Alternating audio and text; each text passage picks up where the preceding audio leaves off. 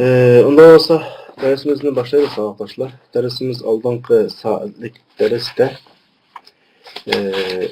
el-vucuh ve nazair degan temaga kelgan to'q. Onun aldıdaki saatlik dersimiz birisi i'rabul Qur'an, yani birisi g'aribul Qur'an bulup ahırlaşkandı. Euzu billahi mineşşeytanirracim. Bismillahirrahmanirrahim. Elhamdülillah ve salatu vesselamu ala Resulillah ve ala alihi ve sahbihi ve men valaha amma ba'du. Endi bugünkü dersimizninki tushuntirilishini, darsga kirishdan ilgari, kitobga kirishdan ilgari bir qisqacha izohlab o'tsak, ya'ni oldingi soatlik darsimizdagi g'aribul Qur'onninki biroz taraqqiy qilgan shakl deb tushunsanlar bo'ladi. Men sizlarga tushuntirish uchun shuni deyapman. Ilmiy jihatda unda bo'lmaydi tabii. Oldingi soatlik darsimizdagi g'aribul Qur'onni nima deb tushuntirgandik so'roqdoshlar? Qur'ondagi yot so'zlarni, g'aribul Qur'on, Qur'on bo'lib qolsa g'aribul Qur'on, hadis bo'lib qolsa g'aribul hadis, bir fan bu. Yot so'zlarni, mayli g'aribul Qur'on bo'lsa Qur'ondagi, g'aribul hadis bo'lib qolsa hadisdagi yot so'zlarni qanaqa qilish, maxsus shuni izohlash, munosabatlik fan deb uni tunishtirgan to'q biz oldingi soatlik g'aribul hadislar. Endi al-vujuh va nasairmi shu so'zlikka munosabatlik fan. Lekin oldingi soatlikka o'xshash yot so'zlik emas, balki o'xshash ko'p o'rinda ko'p ma'noda qo'llanilgan so'zlarningki tadqiqoti deb tushunsanlar bo'ladi. Masalan, texmi aniqroq izohlasam, bir so'z Qur'onda 15 o'rinda tilg'ilindi. Masalan, misolga deyapman. 15 o'rinda hammasi bir xil ma'noda emas. Masalan, 3 o'rinda bir xil, 4 o'rinda bir xil, 5 o'rinda bir xillab hisobda 3-4 xil ma'noda qo'llanilgan hamdi. Masalan, bunga kitobimizning o'zida kelgan misollar keltirib ko'rsizlar. Umma degan so'z bunga kitobda keltirilgan misol. Al-ummah degan so'z Qur'onda 15 ga yaqin o'rinda tilg'iliniq. 15 o'rinda 3 xil yoki 4 xil ma'noga yaqin qo'llaniliq hamdi. Al-vujuh va nazar degan nima desanglar, mushu xildik so'zlarni maxsus tadqiq qilgan. Nimasini tadqiq qildi desanglar? So'zning shakli o'xshash hammada. Lekin qo'llanishi tamomila o'xshash emas. Butunlay 10 o'rinda kelsa 10 xil farqliqmi emas. Nima desa turkumga bo'linib, bir necha xil turkumda qo'llanilgan bir ma'no bor. Endi o'xshash so'zningki o'xshamagan turkumda qo'llanishi cho'qim bir ma'no ifodalasi kerak.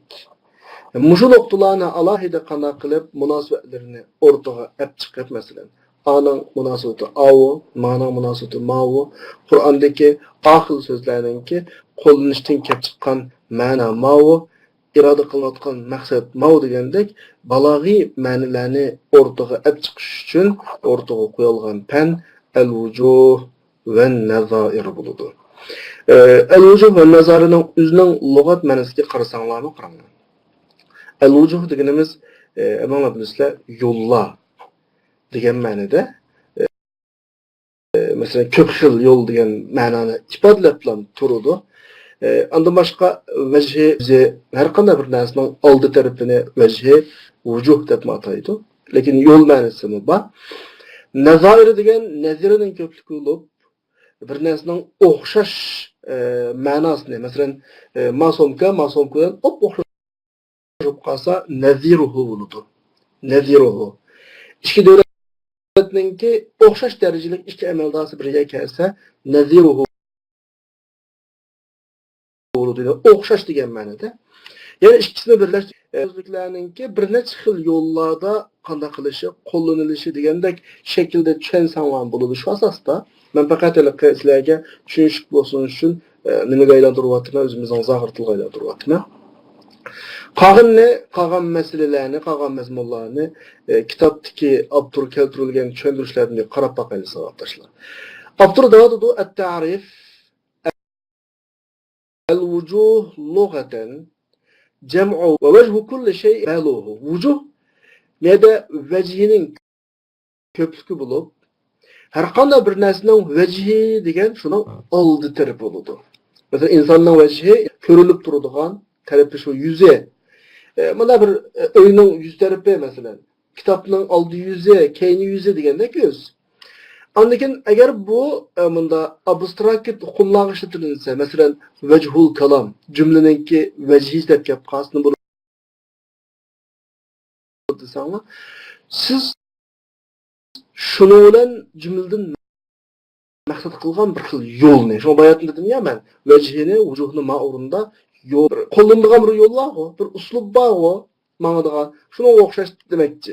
Nazoirga kelsak, nazoir naziraning ko'pligiga bo'lib, unda misli, shibihi degan ma'noda shakllarga qo'llanilsa, har qanday narsaning o'xshi, mayli shaklda, axloqda, harakat, aqvol. Bayat misliga men ikki davlatninki bir ikki o'xshash darajalik amaldos misol qilib deb berdim buni.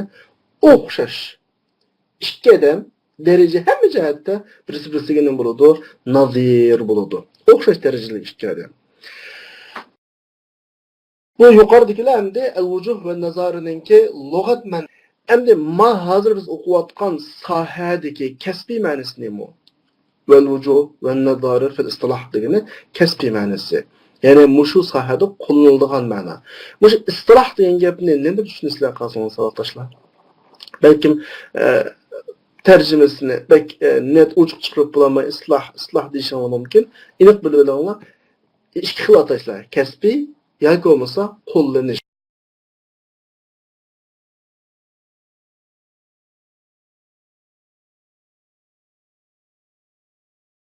Mush ikki xil ishning birisida tarjima qilsanglar bo'ladi. Masalan, hada qo'llanishdagi ma'nosiga kelsak, ulamolar bu ikkisini ta'rif qilishda ikki xil ko'z qarashga ixtiloflashishlik deganga ikki xil ko'z qarash bor. İki xil ko'z qarash nozik bir shaklda ifodalansa tashlar. Azroq g'umuzliq elishang'uliq bor, lekin biz imkon bor elishmay chiqib ketili bu yerda. Anglaydi o ikki xil ta'rifatni. Al-awwal, birinchisi İbn Jawzi ve başkalarının tarifatı bulup bu manda. Qo'shtirnoqning ichidagi vujuh va nazoirninki tarifatı. Amali. Vujuh ve nazoir deganimiz, ya'ni inna ma'na al-vujuh ve nazoir. Vujuh ve nazoirning ma'nosi bo'lsa, bir so'zning bir bo'lishi. An takunu kalima wahida. Yani bir söz var demekçi. Köz aldığınlarga bir sözünü keltiringlar. Men bayatın kitapta ummet degan sözünü depedim ya misalga. Sizlarmi kalanlarga bir sözünü keltirip, da bir tasavvur qilaman. Söz bir. Zukirat fi mawadi'a min al-Qur'an ala lafz wahid. Qur'oni Kerimdan bir qancha o'rinda tilg'ilindi deydi. Qo'lingizda qalam bormi yo'qmi hozir? Oldingizda kitob bo'lib qolsa, qalam bo'lib qolsa ala lafzın vahidning astiga sizinglar va harakatun vahidning astiga sizib izoh beringlarki ma lafzun vahid va harakatun vahid degan so'zni e'tiborga olmaymiz deb bo'lsa qashiga tirnoqacha uyg'urcha yozsanglar bo'ladi. Ma ta'rifatda lafzun vahid, harakatun vahid debdi. Bu maqta emas. Umul Qur'onning umumiy nuqtasida bunday demaydi juma. Bir lafzda kelishi o'xshash va bir harakat kelishi shart emas, lekin bir söz bir kasb buldu. Mesela ummet degan söz, ummetun, ummeten, ummetin mesela, el ummetu elif lam bilen. Yoki köpük şekilde nima? Umem. Yoki ikkilik şekilde ummetan kasb buluyordu. Ishqi bir söz köp o'rinda kasb bo'ladi. Maqsad ma o? Agar bir lafzning ustiga, bir harakat ustiga desa, unda kammaydi söz degan.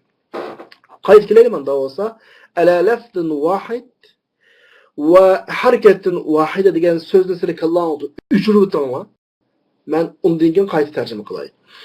Ondan so'ng al-vujuh va nazar degan nima desa, vujuh va nazarining ma'nosi boshqaroq.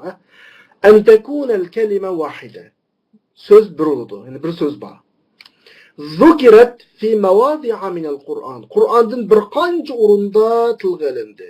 Deb bo'lib va urida bi kulli makanin ma'nan gayrul ahar. Her urundaki sözden yeni bir stikiden başka mana irade kılındı. Endi biraz şöyle bence. Yine davamlaştıraylı. Yani bir urunda sözlengen her sözünün lefzi felefdu kullu kelimetin zukiret fi mevdi'in ma'lum bir urunda sözlengen her sözününki lefzi yeni bir urunda sözlengen sözünün lefziga o'xshashligini söz şu. Ümmet degan söz bayatın deganinde Kur'an'da 15 urunda tilg'alangan bolsa, mush 15 ümmet o'xshash, hammasi ümmet. Mana bu el-vucuh ve nezairideki nezare degani şu. Sözlerininki o'xshashligini ma'noqdan ifodalanyapti ha. Gap tugumida tahi. Ondan keyin ve tefsiru kulli kelimetin her sözne yeni bir sözünün ma'nosidan başka ma'no bilan izohlashning o'zi. Masalan 15 yerde ümmet degan söz geldi, lekin bir xil kelmedi. Bir necha xil keldi o. Bunda bir necha xil kelganligi vujuh. Necha xil, necha yo'ldan keldigan gap. Vujuh degan bayatdan yo'lda tarjih qilishning sababi şu. Yani en-nezair degan, fa izan en-nezair yani xolos kalamda nezair degan nima desa, shu so'zlarning ismi. Shu bir necha o'rinda kelgan so'zning ismi nezair bo'ladi. Vujuh degani shu bir necha o'rindan kelgan so'zdan chiqqan ma'nolarning ismi bo'ladi. Yani qayt bir kelimi aloqa o'zimchamda kitobni men tushunganman. O'xshash so'z bir necha o'rinda takrorlanib, o'xshamagan ma'noda qo'llanilsa, buning o'zi al-vujuh va an-nazair bo'ladi. Yani o'xshamagan ma'no, o'xshash lafzi degan gap. Mana birinchi ta'rifat.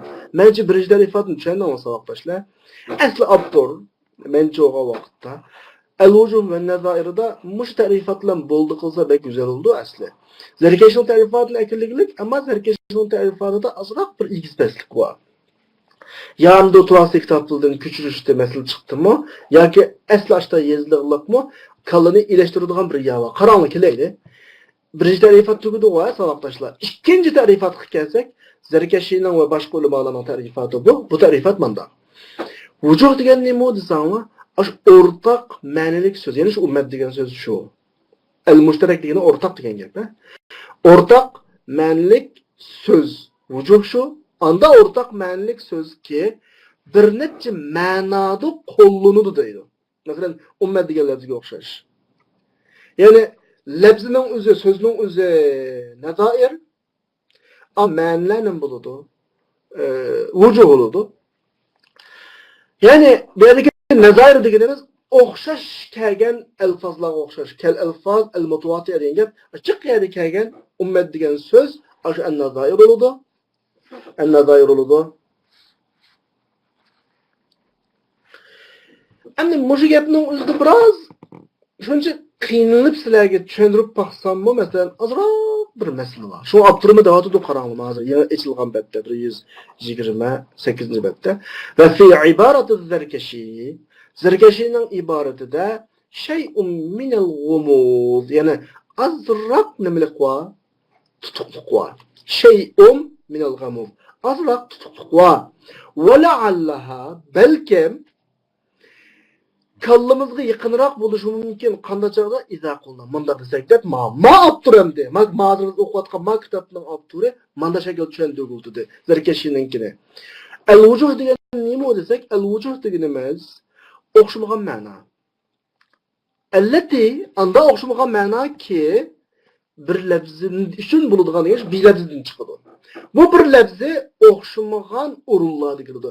Siyaqat mutaaddid degan gap o'xshamagan o'rinlarda kelgan bir lafzdan chiqadigan o'xshamagan ma'no vujuh deydi. Al lafzi o'xshamagan ma'nolarni o'z ichiga olganlik uchun fayusammal lafzu min ajli zalik degan gap lafzi yuqoridagi o'xshamagan ma'nolarni o'z ichiga olganlik uchun mushtarak deb ataladi. Ya'ni bu so'zda turli ma'nolar o'rtaqlashadi bo'lgan chiqadi. Taxminlashtiryapti bu odam. Anda qanday qilamiz savoqdoshlar? Misaldan tushunaylik. Misol kelamiz savoqdoshlar, anda kelaylik. Bir jadval var kan var, belki hemen oldida ko'rildi, oldingi kitob bo'lib qolsa, kitoblardan ko'rilib turibdi. Bir jadval var. Jadval uchun tushunaylik. Avval biz birinchi jadvalda, hozir aldın eşilgan cedvelde. Cevzininki Cevzi'nin tarifatının cedveli bu. Cevzi'nin tarifatını qayta bir eslemlik sağdaşa cedvelinin içine kiriştin ilgili. Cevzi nim degende tarifatıda, Cevzi tarifatı şuna degende bir söz var. Bu söz bir neçe orunda kullanıldı Kur'an'da. Ve orunlarda, her orundaki mana yeni bir orunga qanaqınmaydı, oxşumaydı degende. Sözünün üzerine nezair deyimiz, çıqqan oxşumagan mananı nim deyimiz, vucuh deyimiz degende. Nasıl kileyli? Bir söz var degende. Cedvelge qaranlar, o söz qaysi ekan o söz ummetin degen söz. Bizge tahminen 10 neçe yakın ayet biripti. Neçe ayet biripti? Birinci grupda 5 ayetli misal kelipti. İkinci grupda 8 ayet, üçüncü grupda 2, şundaqa vaqtda 5 8 2 15 yani 15 misal kelipti jami. Her ayette ummet degan söz var.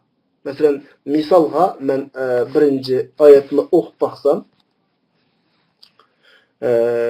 mesela misalga men birinci ayetni o'qib baqsam, وَمِنْ ذُرِّيَّتِنَا ma telefon kichiklik toza obdan o'qolmayaptimi? وَمِنْ ذُرِّيَّتِنَا أُمَّةٌ مُسْلِمَةٌ لَكَ تِلْكَ أُمَّةٌ قَدْ خَلَتْ مِنْ أَهْلِ الْكِتَابِ أُمَّةٌ قَائِمَةٌ وَمِنْ قَوْمِ مُوسَى أُمَّةٌ وَمِمَّنْ خَلَقْنَا أُمَّةٌ hemmisi şu ummet. كَانَ النَّاسُ أُمَّةً وَاحِدَةً وَمَا كَانَ النَّاسُ إِلَّا أُمَّةً وَاحِدَةً إِنَّ هَذِهِ أُمَّتُكُمْ أُمَّةٌ وَاحِدَةً إِنَّ هَذِهِ أُمَّتُكُمْ أُمَّةٌ وَاحِدَةً لَجَعَلَكُمْ أُمَّةً hemmisi ummet. Salaktaşlar. Meydeki. Ama şu ayetlerge tekrar qarab baqqanımızda bir xilmanda kelmeglik. Abdunu bizning tushunalishimiz uchun ayırıp qapti. Birinci 5 ayet, birinci bilekte kelgan 5 ayette ve min zurriyetina ummetun muslimetun lek bizning avlodimizdan sana boysunadigan bir bölük kişiler çıkıdı degan ma'noda. İkinci ayette tilka ummetun qatar. O bir ötüp ketgan bir top kişiler. Min ahlil kitab ummetun qaima. Ahli kitobning shundoq bir guruh kişiler. Da qarab baqsaq, yuqorida biz tarjima qilgan ushul oyatdagi ma'no gruppa, top degandek ma'nolar ekan. Buni Abdul bizga asbatun deb izohlabdi. İkinci oyatiga qarasak, kanen nas ummatan wahida. Kişilerin hemmisi bir dinlik adamlar, bir dinlikine, bir millet degan gapda. Ve ma kanen nas illa ummatan wahida. Kişilerin hemmisi bir dinlik idi, bir millet idi degan ma'noda. Oxirdagi oyatlarning hammasi tarjimasida bir din, bir millat degan ma'no chiqadi. Buni Abdur bizga millat deb tushuntirib qo'yapti, savoqdoshlar. Undan keyingi eng asli qarasak, tilka ummatun ma'duda. U degan avu nayt uzun yıllar degandek bir ma'noda. Avu uzun nimo yıllar. İla ummatin ma'duda ekan, men xato o'qibman. İla ummatin ma'duda. Uzun yillargacha degan ma'noda. Vaddakara ba'da umma. Uzun bir mezgildan keyin aslida degan ma'noda. Qarasak bu yerdagi umma degan so'z yil, vaqt degan ma'noda ketdi. Endi o'zimiz bir o'ylanib baqirsak vaqtdoshlar. O'zimiz kitobni ko'ritib turib, biz o'zimizni bir tadqiqotchi deb turib bir o'ylanib baqaylik. Biz o'zimiz Qur'on tadqiqotchisi bo'lib qolsak, Qur'onga qarab shunda oyatlar kelsak, oldingi 5 oyatni tushayotgan vaqtda ummat degan so'z guruh, top, jamoat degan ma'noda ekan. Undan keyingi 8 oyatda millat, bir dindosh, qarindosh degan ma'noda ekan masalan. Undan keyingi 2 oyatda vaqt, yil, zaman degan ma'noda ekan. Demak, Qur'onda ummat degan so'z hisobda 15 o'rinda qo'llanilibdi, 15 o'rinda 3 xil ma'noda qo'llanilibdi. Unda bo'lsa, mushu 15 dona ummat degan so'z nazoir. Ve bundan çıkan 3 tane ma'no nima? El-vujuh. Mana mushu buni tushunsak bo'ladi. Hamda bunchalik tushunib qo'ygandan nima foyda deyishim mumkin. Biz ma darsimizda mushunchalik tushunib qo'yamiz. Mana tushunib qo'ygandan keyin oyatlar o'tiridagi munosabatlarni bog'lab, ondan keyin tafsir yoziladi. Ondan keyin tafsirlarda oyat birisi bilan munosabatli bir shaklda izohlanadi. Chunki har bizmo Münasebesiz bir şekilde ümmet degan söz hele yil ma'nosida, hele bir din, bir millet ma'nosida, hele bir guruh, bir jamoat, bir top ma'nosida unda qo'ldigan ish yo'q. Mutlaqo buning bir munosabati va bir ifoda etgan ma'nosi bor. Ammo bizning birinchi qadamdagi vazifamiz mashta bir holatni avval aniqlab olish, ayrib olish. Bir bölük müfessirler del muşununga alaydı. Köngül bölüp Kur'an'daki mahsus muşu şekilde kelgen mezmullar hakkında tadqiqat qildigan, bahs qildigan bir gruppa, bir pen şekillengen bu penning ismi El-Vucuh ve Nazair. Mençe birinci izahat, 7. cüzün izahatı boyunca macadelerini biz qanday qildik? Tushundik deb o'ylaymiz arkadaşlar. Hem ikinci cedvelga o'tib bakaylı. Biz tekrar keynimizge qaytib Zarkashininki ta'rifatiga bir qarab baqsak, Zarkashi nima degandi? Ko'p ma'nolarda qo'llaniladigan o'rtaq lafzlar vujuh bo'ladi degandi. O'rtaq lafzi vujuh bo'ladi. Nazair degan nima desa, o'xshash shaklda kelgan alfozda nazair bo'ladi degan. Mushu gaplarni jadvalga bir qarab baqayli. Jadvalga qaraganimizda savoqdoshlar, Zarkashining ta'rifati bo'yicha bunda ariqliq. Biz bu hayatın 15'nin hemmini bırakla muamele kıldık ya yok. Zarkashi 15'nin hemmini onda muamele kılmaydı. Bunda muamele kıldı. Avval Kur'an'ın 15 tane nimini taptı. Ümmet diyenler bizni taptı. Bu 15 taneninki 5'i bırakılmayında, 8'i bırakılmayında, 2'si bırakılmayında iken. Zarkashi bilen Cevzi'ninki hem yerleri okşaydı. Kanal desenler ümmetin diyen söz nimo lafz-ı müşterek işkelesininki de. Yani ortak ma'noga ega söz. Vujuh, ikkilisine göre 3 tane vujuh var. Asba, milla, sinin. Endi nazairchu desa, bayatdan kire Cevzi'ninki de 15 tane ümmet degan sözün hemmisi nazairdi. Hemmisi nazairdi cuma. 15'nin hemen bir yerga akab tup nazair deb qata qalatdi. Ammo Zarkashin deysan yo'q. 15'nin hemmisi bir nazair emas. Belki bir ma'noda kelgan 5 tane ummet bir nazair. Bir ma'noda kelgan 8 tane ummet degan söz bir nazair. Bir ma'noda kelgan 2 tane ummet degan söz ma'noga qarab ayiradi. Mencha anjumcha qana qildinglar, tushundinglar. İkisining farqini ko'p ma'no qo'llangan so'z deb qaraydi.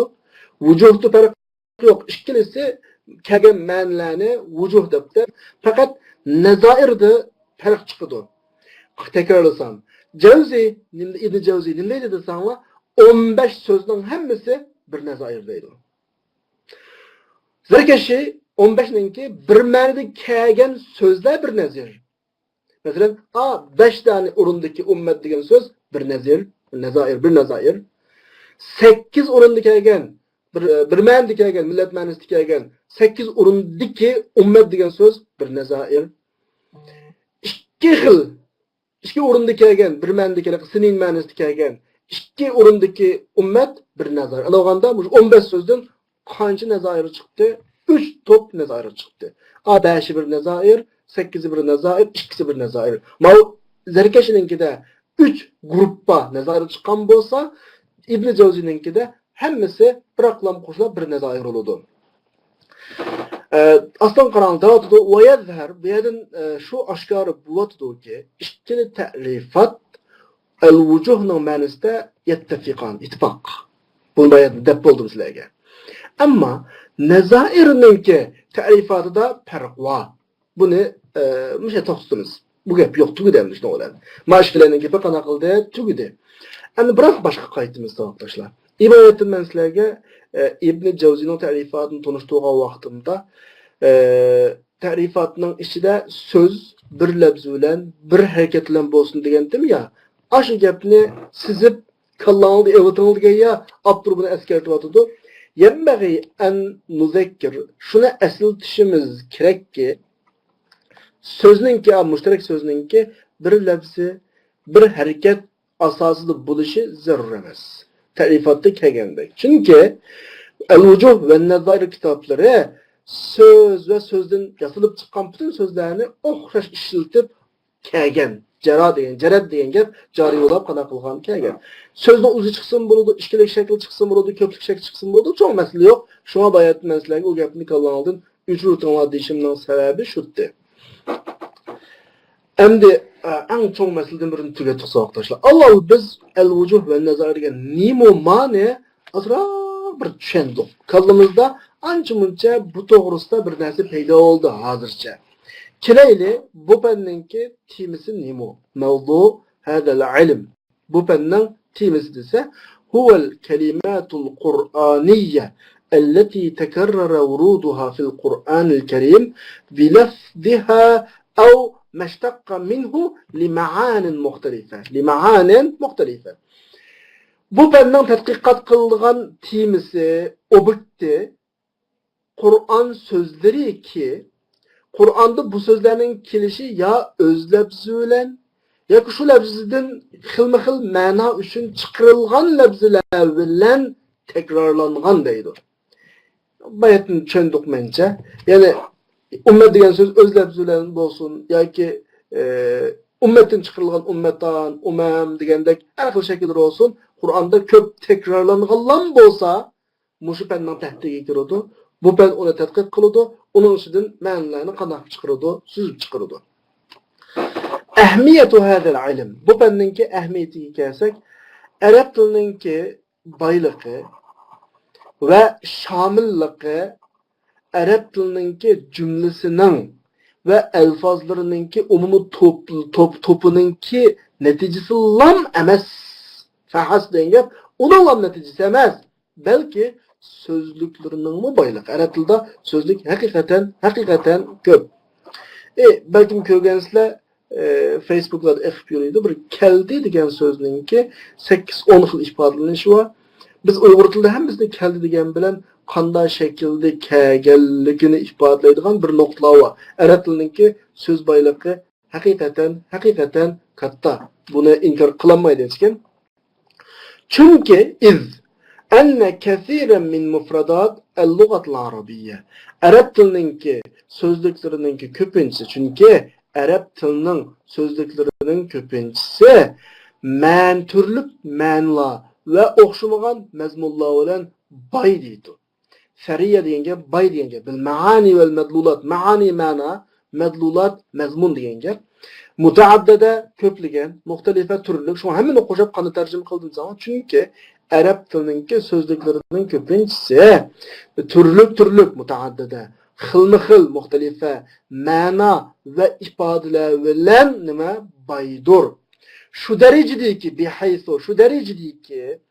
bir so'z bilan o'xshamagan ma'noni ifodaligini bo'ladi. Mumkin degan gap bo'ladi, mumkin bo'ladi.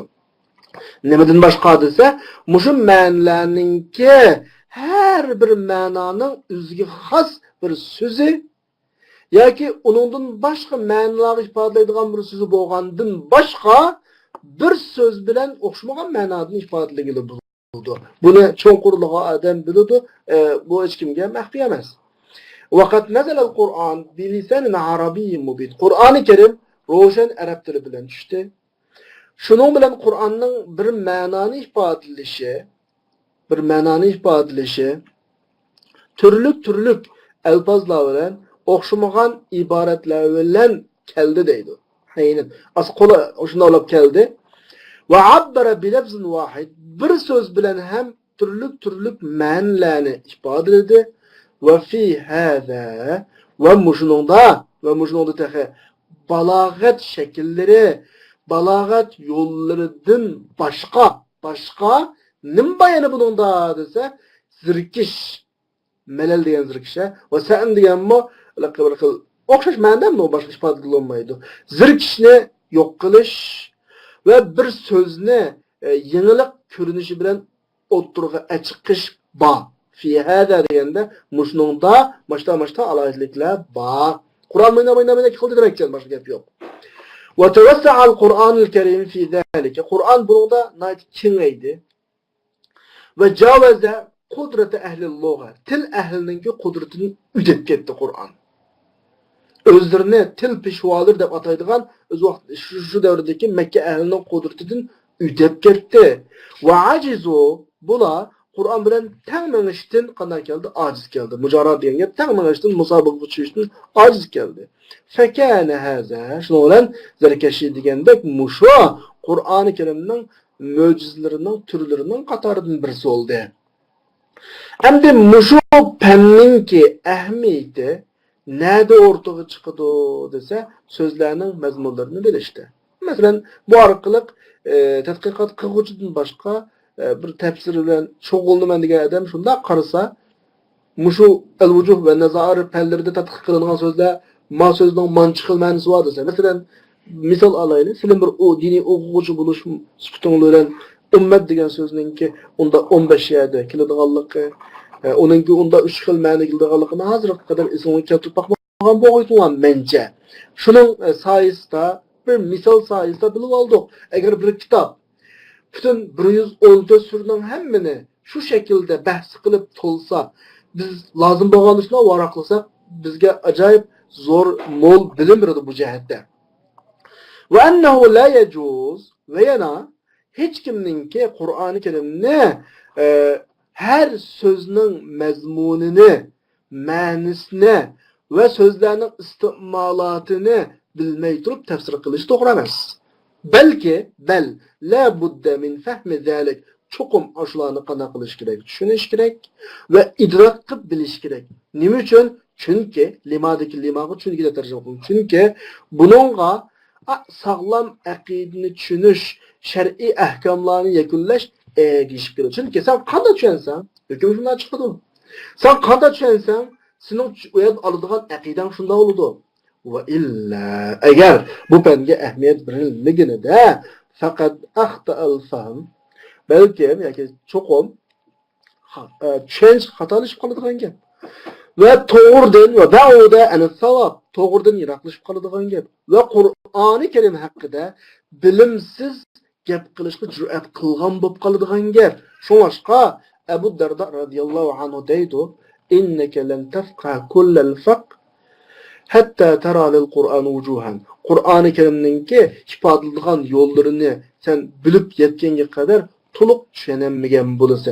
Ilib da'vatı ma'ni Qur'oni Karimningki ifodalash va vujuh degan gap bayonda to'qay al-vujuh va nazari deb ifodalash yo'llarini to'liq ko'rib yetganga qadar sen Qur'oni Karimni qanday qilmagan bo'lsa, tushungan bo'lmaysa deb ilib da'vatdi Abu Darda radhiyallohu anhu. Hammad da'vatida Ayyub qildi. أهو أن يرى له وجوها فيهاب الإقدام عليه. Acaba Abu Darda radhiyallohu anhu Qur'onning bir necha xil ifodalash yo'li bor deb qarab, Qur'onga kelishdan qo'rqyapti. Abu Darda bir sahoba, qo'rqyapti, odatli sahoba emas, olim sahoba, ulamo sahoba, aytirib qo'rqyapti deb so'sam, dal shu. Huwa hada degan gap dal shu davotida. Ana xulos nima bu yerdan chiqilgan desa, faman lam ya'rif degandiki xulosalu. Xulos kalam shuki söz ehtimal qiladigan yo'llarni bilmagan kishi sog'lom aqidani tushunishda xatolashib ketadi. Misol olamdik. Masalan, shirk degan so'z. Masalan, Qur'oni Karimda o'xshamagan ma'noda kelgan. Men 3 misol kelib qolibdi. Bir o'qib boqamdik. Birisi Allah'ın g'ayrini tang qiladigan shirk, ya'ni biz tushungan shirk. Va abudulloha va la tushriku bihi shay'an. Ya'ni oyatdagi Allohga hech narsani shirk keltirmanglar degani biz tushungan shirk. İkinci xil ma'nosi Allohning g'ayriga, Allohning bandalarining g'ayrini, Allohning g'ayriga itoat qilish ma'nosi. Masalan, falamma atahuma salihan ja'ala lahu shuraka fima atahuma. Ya'ni shuraka inni kafartu bima ashraktumun ma ikkisi itoat, ibodat, ja'ala lahu shuraka degan uni ibodat qilib oldi billah. Masalan, inni kafartu bima ashraktumuni men sizlar menga qo'shib ibodat qilgan narsalarga men kafir bo'ldim. Masalan, ibodat qilish ma'nosida, shirk emas, ibodat qilish ma'nosida. Uchinchisi amallardagi shirk bunda. Amallarda kelib qolsa, vaqti riyo ma'nosi bo'ladi. فمن كان يرجو لقاء ربه فليعمل عملا صالحا ولا يشرك بعبادة ربه أحدا. Rabbga qilgan ibodatda hech kimga riyo qilmasin degan ma'noda. Muslimga o'xshash savob tashla demakchi. Faman lam yudrik hadhihi al-maani lish-shirk. Kimki shirkninki bu ma'nilarini bilmasa, elishib qilishga tushib qoladi deydi. Waqa'a fil labs. Elishib qilishga tushib qoladi. Shunaqla shar'iy ahkomlarni yakunlashdan bundan misollar intayin ko'p. Masalan, at-ta'am degan bir so'z Qur'oni Karimda limaan muxtalifa turli ma'nolar uchun keldi. Shu ma'nolarning ichidan birisi bunda inson yeydigan tamoq. Shu normal biz tushunadigan tamoq. Fa iza ta'imtum fantashu. Tamoqni yeb bo'lsangiz taqanglar. Allazi yat'amuhum min ju'. Hamiz tamoq ma'nosida. İkincisi ichimlik ma'nosida. Laysa 'alallazina amanu wa laysa 'alallazina amanu wa 'amilus solihat junahun fima ta'imu degan gap bunda burun ichib qolgan haroq haqida kelgan oyat. Meniki ta'imu haroq masalasi. Haroq degani yemaydi ishidi. Innalloha mubtaliikum binaharin faman shariba minhu falaysa minni. Alloh sizlarni bir o'stan bilan imtihon qiladi. Kim ichsa mendan emas. Endi bu bizlar bilan jangga bora olmaydi. Wa man lam yata'amhu wa man lam yata'amhu yata'am tamoqi emas, ishish ma'nosida. Üçüncüsü bo'g'izlangan mollar degan ma'noda. Va ta'amul ladzina utul kitab halul lakum. Ahli kitobninki bo'g'izlangan mollari sizlarga halol. Mayli ta'am bo'g'izlangan mol ma'nosida. To'rtinchisi tuzlangan biliq ma'nosida. Uhilla lakum saydul bahri va ta'amuhu. Sizlarga dengizni o'lab yana tutib yeysanglarmi halol yoki uni saqlab qo'yib, bunda tuzlab qo'yib, sizning zapas ochliqlik deysanglarmi bo'ladi deb ta'am tuzlangan biliqni ko'rishdi masalan. Kimki mushu ma'nolarni bilmasa, mushu yo'llarni bilmasa, to'g'rini bilolmaydi. Haqiqat uningga botilni elishib qoladi.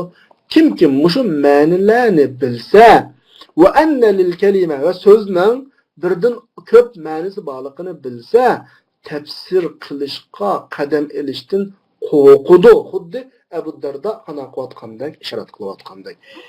Yuqoridagi misollar mencha masalaninki oddiy emasligiga yetarlik bir pok turadi savoddoshlar. Endi bu pen qachon nerede paydo bo'lgan pen bu desa, bu penninki paydo bo'lish va taraqqiy qilish ahvoliga kelsak, bu pen islom davrlaridagi dastlabki asrlardan paydo bo'lgan. Biz bayatın Abu Darda'nın gapini yutkudik. Bayat o'qidik taqa. Abu Darda degan sahoba o. Deganda innaka lan tafqa kullal fiqh masalan. Sen to'liq tushunmaysan, hatto tara lil Qur'an wujuh. Qur'onning turli yo'llar borligini bilganga qadar to'liq tushunmaysan degan gapni degan sahoba. Sahobaning o'zi bizga iymon qilyapti. Qur'onda unda akablam, qarablam, ko'zingizga ko'ringan ma'nolar ap ma'noga ish yo'q demakchi. وقد كان هذا معلوما عند الصحابة. Mana bu sahabaning davrida ma'lum bo'lib bo'lgan bir ish. Shuningga Ali ibn Abi Talib radhiyallohu anhu İbn Abbas radhiyallohu anhuni xavorijlarning qashib avatgan vaqtda mana bir gapni qilgan sahabdoshlar. Bizning ishimiz yaraydi ma gapchi. Ma gap yaraydi bizga. Nima deydi? İzhab ilayhim xavorijlarning qashiba ular bilan munozirlashgan fahasimhum ولا تحاجهم بالقرآن. Ular bilan Qur'on bilan munozirlashma, chunki Qur'on ko'p ehtimolli, ko'p yo'lliq. Ammo yerda jiq yo'q ekan, boshqa nimalarda bor, boshqa rivoyatlarda bor. Tushuntirgan mazmun uchun sen ma oyatning manda mazmuni bor deb aytsan, uni qo'pab bu oyatning manda mazmuni bor deb sening oldingga aytiladi deb manda bir ahvollarimiz bor. Lekin biroq ular bilan hadis bilan munozirlashgan İbn Abbas radhiyallohu anhu dedi, Emirul Mu'minin, men Allohning kitobini ular qilgan obdan bilma. Qur'on bizning o'ylarimizga tushgan. Men Rasululloh bilan atrofida etim demakchimdi. Dedi Ali radhiyallohu anhu. To'g'ri, lekin Qur'on hammal zu vujuh degan gap ko'p ma'nolarni o'z ichiga olgan. Hammal degan gap ko'p ma'nolarni o'z ichiga olgan. Zu vujuh ko'p yo'lliq. Sen deysa ulumi deydi, mushta gap tugamaydi. Walakin biroq xasimhum bis sunan hadis bilan qana qilgan munozirlashgan. Chunki ular hadislardan qochadigan joyni topolmaydi. Shuni bilan Ibn Abbas radhiyallohu anhu ularning qashiga chiqib, ular bilan hadislar bilan munozirlashdi. Ularning oldida hech bir paket hujjat qolmadi. Vaqat varada Rasul demek biz misalına keliş arakalık ne demek savaqdaşlar? Ebu Derda'nın gibi sahabalarning nazarida bu penninki iniqligini ifodalasa, Ali radhiyallohu anhu bilan İbn Abbas radhiyallohu anhuning bu suhbati texmo sahabaning nazarida naydi muhimligini buningki man ifodalayapti. Anlekin vaqat varada ana Rasulullah sallallahu aleyhi ve sellem'den sahabalardan, tabi'illardan bu türlük nesle kelgendeydi. Mesela İmam Ahmed rahimahumullah Ebi Sa'id el-Hudri radıyallahu anhu'dan o Resulullah'dan rivayet kılışında deydi Resulullah. Kur'an'daki konut tılgırınğan her harf deyin gep her ayet bu taat manasida. Yani kanata innehu kanat minel qanitin deydiğan ayetler var. Muş kanata ibaresi qalğan her qandaq söz taat manasida qanataga Resulullah'ның o'zi taat degan bir ma'noni bizga qandaq bergan, izohlab bergan. Bu to'g'risida yana qandaq qilsak bo'ladi? İzlensek bo'ladi. İbn Abbas radhiyallohu anhudan rivoyat qilinib deydi, har qandaq reyb shekdir. Faqat surturdagi bir yava, reybel menundagi reyb. Reybel menun bu yerda ishlarninki yuz bergan hodislarini ko'rsatadi. Qaranglar buna. La rayba fi'dagi reyb mi reyb? Reybel menundaki reyb mi reyb? Lekin ayadaki reyb shek ma'nosida, miyadaki reyb havadis ma'nosida. O'xshash so'z, o'xshamagan o'rinda, o'xshamagan ma'noda keldi. Al-vujuh va nazair deganmiz shu. Buni İbn Abbas radhiyallohu anhu tushuntiryapti bizga. Ubay ibn Ka'b radhiyallohu anhu rivoyat qilib deydi, Qur'ondagi riyah kelib qolgan har qanday narsa rahmat. Bunda riyah shamol deymiz-ku, rahmat shamoli. Rih kelib qolgan har qanday narsa azob shamoliga qaranglar. Rih bilan rihning qancha farqi bor? Birlik ko'plik shakli yoki. Shunchaliklar. Birlik shakli, azobni ko'plik shakli, rahmatni ifodalasa, bu o'xshash al-vujuh va nazar. Chunki so'z o'xshash. Faqat birlik ko'plik farqi bor. Lekin chiqayotgan ma'no qanday qilmaydi, o'xshamaydi. Bundan mazmunlar aytib ko'p. Ebu Ali radhiyallohu anhu rivoyat qilib deydi, Qur'oni Karimdagi har oyatga shuningda hifzul farj avratni saqlash ifodasi qo'llanib qolgan bo'lsa, bu zinoni ko'rsatadi. Lekin illaki qul lil mu'minina yaghuddu min absarihim va yahfazu furujahum yahfazu furujahum. Bunda hech kim ko'rmaslik bunda. Badanni yo'gash, ma maqsad o'xshash. Hifzul farj oyatda boshqa ma'no, niyada boshqa ma'no. Tabari Bahakdan rivoyat qilib deydi, Qur'oni Karimdagi alam gap qilgan har qanday bir so'z muji qattiq azoblovchi degan ma'nosida deb ma shaklda qanday qilyapti. Chunki mushlarning hammasi bizga nimalarni ifodalayapti savoqdoshlar? Ma fanninki endi paydo bo'lgan fan emas, balki yuqorisi Rasulullohdan tortib sahoba, tabiin, tabi'in, undan keyin mufassirlargacha kelganini ifodalaydi. Yana taqdimida gap Said ibn Jubayrdan rivoyat qilinib shunda deydi. Said ibn Jubayr Qur'oni Karimdagi al-affu degan so'z. Al-affu degan so'z 3 ma'noda kelib deydi. Birisi gunohdan o'tib o'tish. Bu bir ma'no. Ikkinchisi pul xarjlashda normal pul xarjlash. Yasalunaka ma'za yunfiqun qul affa. Andikin yana birisi, uchinchisi kishilar o'tirisiki ihson qilish. İlla ya'funa aw ya'fu allazi biyadihi uqdatun nikah. Her ayol ajrashgan vaqtda avmaniga manchak bir narsa ba'zin deb bo'lib, lekin o'zaro bir-biriga ihson qilib qolsa, o boshqa degan ma'no. Qaranglar, affu degan so'z o'xshash so'z. Bir xil. Qur'onda bir qancha yerda bor.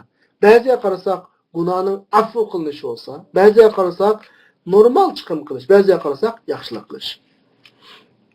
Yuqorqi misollarning hammasi mencha bizga yetadi. Abdurdodida sho'ng'ashqa va g'ayru zalika min ash-shawahid ad-dalla ala nash'ati hadha al-ilm fi asr ar-rasul sallallohu alayhi vasallam va asr as-sahaba va tabi'in radhiyallohu anhum. Ondan boshqa mushu fanning Rasulullohning asri, sahobalarning asri va tabi'inlarning asrida paydo bo'lganligiga dalolat qiladigan nurg'un misollar bor deb bo'lib, lekin xotirlash, ma fanning da xotirlanib fan bo'lib kitob bo'lishi bu asrda, Baldirov asrida bo'lmagan. Balki bizga yetib kelgan eng qadimiy kitob 2-asrga qaytadi. Men sizlarga bir gapni deb oldim, misol arkadaşlar. Asasen yeziqchilik hamma fanning o'xshash 2-asrninki oldi keyinde boshlangan. Hatto Qur'on Osman radhiyallohu anhu vaqtida oldidan Abu Bakr radhiyallohu anhu, Osman radhiyallohu anhu xotirlangan bo'lsa, ana hadisini tortib, qolgan butun fanlar asosan 2-asrninki oldi keyinde hammasi shu. Şu başka bu yadlama emas. Men sizlarga eskartib o'taman. Boshqa fanlarda shu.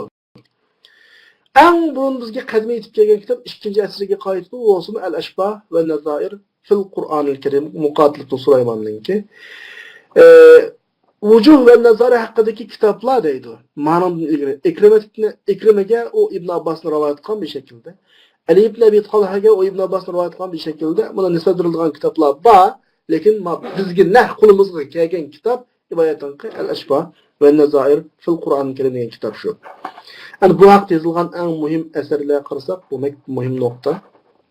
Bu fanda yozilgan asarlar nihoyat ko'p bo'lib, shularning ichidan ma tudi'a fesilganlarımı ba ve minha şulan qatarı dedi şulanın içinden mazala mahtuten qol yazma peti qilib qolganlarımı ba ve ularning içinden yo'qolib ketganlarımı çok ba. Endi kitoblarning eng muhimi birisi Al-Ashbah ve Nazair fil Qur'onil Karim Muqatil Sulayman bayat tilg'agan tunji qatim yozildi deyilgan kitob shu. İkincisi muttafaqa labzuhu ve ixtalafa ma'nahu min al-Qur'onil Majid Abu Abbas al-Mubarrad'ninki, Tahsil an-Nazair al-Qur'an Hakim at-Tirmizi'ninki, Al-Wujuh ve an-Nazar fil Qur'anil Karim Abu Abdullah ad-Damghani'ninki, Nuzhat al-A'yun an-Nawadir fi ilm al-Wujuh ve an-Nazair İbn al-Jawzi'ninki, Kashf as-Sarair fi ma'na al-Wujuh ve al-Ashbah ve an-Nazair İbn Ammad'ninki. Bu bir kısım kitaplar ve musahadaki, onda başka kitaplarım var. Vallahu alem qağını. Bizge nispeten bu kitaplarning o'zi yetadi. Eng muhimi yanıla tekrar sizlarga qanday qilyapman, eslatayapman. Bizning o'qiyotganimizning hammasi nazariya. Avval nazariya qismi kallamizda oydinlashib, ma fan mandaroq fankan, ma gap mandaroq gapkan degan nuqta oydinlashsa, amaliyat qismiga ondan keyin kiramiz. Qur'onning amaliy ichiga kirib turib menish degan o boshqa o oldimizda endi vaqt var. Ona nispeten hazır fakat nezriye noktalarımız. Şu nezriye kısmı bizning kallamızda avval qanday qilish kerak, mükemmel bir şekilde urilish kerak. Dersimizdeki vaqt, ondan keyin dersning hajmi munosabati bilan dersimiz bugun bu yerda oxirlashdi. İnşallah kilasalik dersda qavaid muhimma yahtaju ilayha al-mufassir nomli dersni o'qiymiz. Bu ders asaslıkı usul deriz. Kavaid muhimme yahtac ileyhi mufassir. Biz meyada ulumul Kur'an okuyan bilen ulumul hadiste mi okuyuslar bu gaplarni. Usulul fıkhada mı okuyuslar. Muhim noktalar. 2 saatlik bir günlük derste tügeydi bu inşallah. Hamikin sahiptaşlar bir ders tügüse ahırsı da ehemmul muallafat fit tefsir ve menayicihi de 144. bette bir mezmunlar var. Bu mezmunlarını okumayımız. Okumayımız deyince taşlap koyumuz mu? Yok. Ben imtihan uğurlaştırdım sizlerge. İmtihan şu şekilde çıkıdı ama o yerge qarab yemanlar, o yerden tekrarlamaysa, kitapның 5'ini tekrarlaysa baştan ahiri. İmtihanın şekli aldan qadim qilib internette bo'lmaydi. Bu qadim başka şekilde her halda menden imtihan sualını saqlashinglar kerak. Aldı ulama aldığımız gibi bir dersini okualımız. Andın keyin sizlarga bir hafta möhlet berme. Kitapni baştan oyoq to'liq tekrarlaysizlar. Ondan keyin imtihonni qog'ozlarini taqdima. Şunu asıdlan deb qo'y, hozir emas, lekin bir ders o'qib bo'lib imtihon boshlangan vaqtda topdiki her o'quvchi bu qatim imtihonga qatnashiman deydigan bir usulni yozish kerak. Men vaqti kelsa eskartman, hozirmi deb qo'yay.